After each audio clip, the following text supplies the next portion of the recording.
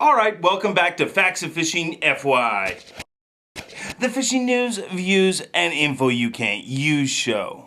So I know what you're thinking, where have you been? We haven't seen FYI in 2 weeks. Well, I've been fishing, okay? I'm allowed to do that. And in no time did I ever say this was a credible or reliable news service. So I'm sorry, I'm really, really sorry. But I'm back now, and we got lots of stuff going on.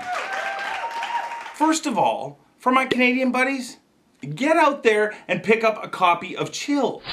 The latest issue just came out, and it's got a story by me talking about how you can catch more giant fish using sound this year. Come on, shake your body, baby, do that conga. Now, what's been happening in the fishing world? Well, it's the time of year where there's a ton of tournaments for all sorts of different types of fish. This next tournament I'm going to tell you about, this is just plain out crazy. And I know crazy.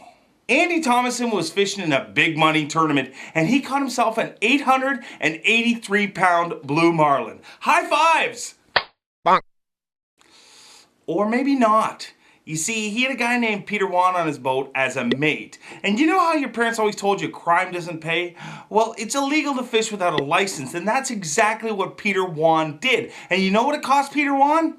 A $35 fine and $125 in court charges. Big bucks, right? No, that's not big bucks, but this is. You know what Andy and the rest of his team missed out on because they were fishing with a mate in their boat with no license? $1.2 million. That's right, $1.2 million. It cost them because he didn't have his license.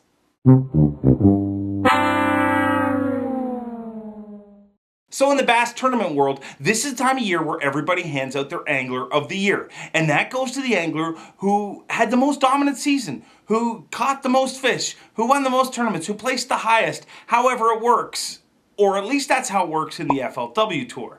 Brian Thrift was awarded Angler of the Year for an awesome season. Now in the Bassmaster Elite Series, we have another guy who's had an incredible season, Skeet Reese, some would say the most dominant season in the history of bass fishing.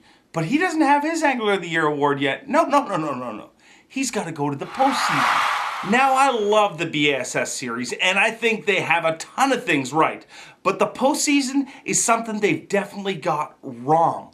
I mean, why a postseason? I thought it was called Angler of the Year. Now, I'm not an educated man, but you take an angler and a year, and the person who's the most dominant wins, right? No, not in bass. They're going to have 2 final tournaments, and my beef about it isn't that they have 2 final tournaments to award the Angler of the Year. My beef is that the points aren't the same, and no other sport in the world does this. I mean, in the NBA, a basket's still worth the same in the playoffs. In the Super Bowl, a touchdown's still the same. Stanley Cup final, a goal's a goal. And in the World Series, a home run's a home run. Why is it different in bass fishing? Huh? I think it's just crazy. I mean, if you want to have a postseason for bass fishing, that's fine.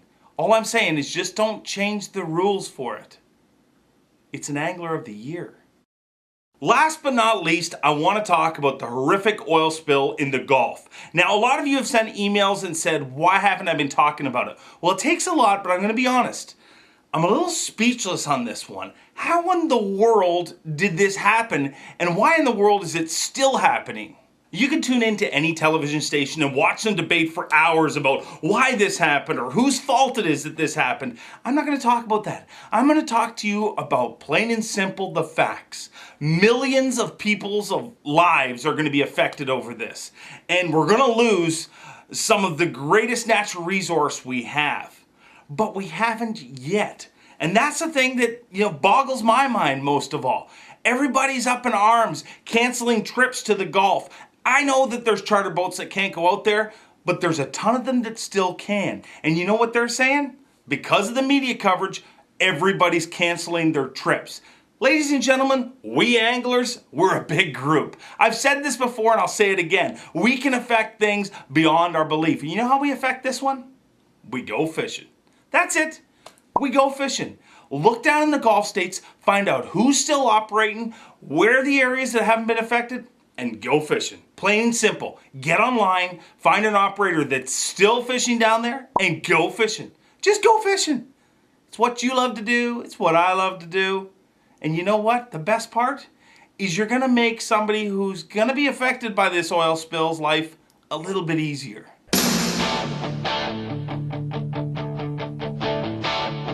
I got my first real six-string. What are you doing still? What? I told you to go fishing. Get out of here. Go fishing.